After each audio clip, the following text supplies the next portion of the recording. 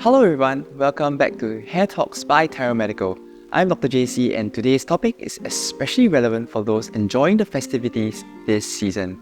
With Oktoberfest in full swing, many of us are out and about dancing, enjoying large crowds and maybe even chugging a pint or two. Sounds fun, right? But with all that excitement comes something we can't avoid: sweat. So today, we're diving into a big question. What's the relationship between sweat and scalp health?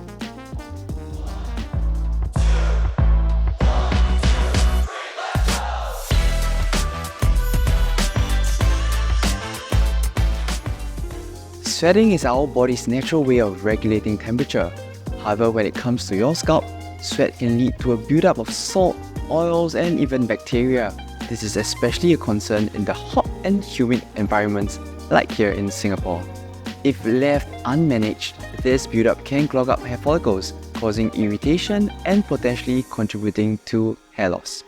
The key thing to remember is that sweat itself isn't the problem. It's what happens when it sits on your scalp for too long. There are several common scalp conditions that may be triggered by poor scalp hygiene due to the buildup of sweat and grime. Some of these include dandruff, also known as seborrheic dermatitis, pimples on the scalp, also known as folliculitis, other things such as fungal infections, some also call it tinea capitis, rarer cases such as acne keloides nuchae or even psoriasis. For today, I'll focus on four common conditions many patients face: dandruff and folliculitis. So, what is dandruff? Seborrheic dermatitis, also known as dandruff when limited to the scalp, is a common dermatological condition. It affects areas of the body with oil-producing glands. Seborrheic dermatitis and dandruff share many features, with the main difference being the location and severity. Dandruff primarily affects the scalp and involves itching, flaking skin without visible inflammation. It's estimated that both seborrheic dermatitis and dandruff together affect half of the adult population, and the two major factors contributing to them are the overproduction of sebum or oil and the presence of the fungal called Malassezia yeast, which thrives on the scalp. So what is folliculitis? Folliculitis is the inflammation of hair follicles, often caused by bacterial, fungal, or even viral infections. If left untreated, folliculitis can lead to discomfort, scarring, and even permanent hair loss in severe cases. There are several types of folliculitis, but here are the most common ones.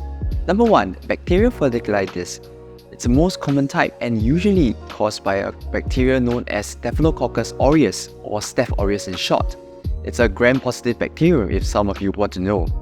Number 2. Fungal folliculitis. It often affects people who sweat a lot, especially in humid conditions such as Singapore. You might notice itchy, pus-filled bumps caused by Malassezia, a natural flora on the scalp. High sebum production and increased sweating are key factors in developing this condition. In fact, a review of 44 patients with Malassezia folliculitis in Japan showed that 75% reported onsets during the summer months. In Singapore, all 12 months are summer. So, what can you do? You might be wondering, Dr. JC, should I avoid dancing and enjoying myself at Oktoberfest? Absolutely not. The goal here isn't to avoid sweating, but rather to manage the scalp's health effectively. And I've got a few simple tips to help you keep your scalp fresh and clean even during these busy celebrations. So tip number 1. Wash your hair regularly. After a long day of festivities, making sure that it's a habit to thoroughly wash your hair.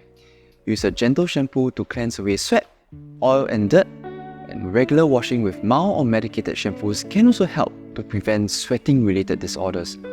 For example, antifungal shampoos, like those containing ketoconazole, are effective in preventing conditions like seborrheic dermatitis and/or tinea capitis. Tip number 2. Keep your scalp cool. If your scalp gets sweaty during an event, take a moment to cool down. Splash some water on your scalp or even pack away excess sweat with a towel. This can help reduce oiliness and irritation. After intense dancing, make sure to dry your scalp thoroughly to minimize the risk of infections. If you're a fan of wearing hats, consider opting for more breathable headgear or skip the hat altogether to improve ventilation and reduce sweat buildup.